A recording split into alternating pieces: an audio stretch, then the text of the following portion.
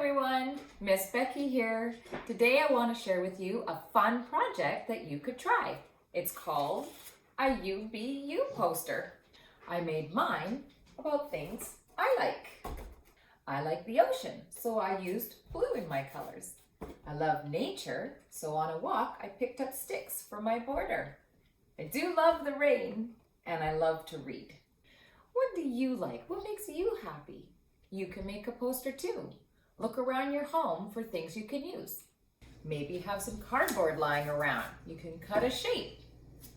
Or maybe you have some paper, or you can open a cereal box. That works too. There's lots of ways to be creative in decorating your poster. Look around your home again. Maybe you'll find paint, pencil crayons, or felt pens, stickers. You might even find a bingo dabber. Or you can cut pictures from a magazine to glue on. There's no limit to your imagination. Have some fun and check back for more ideas.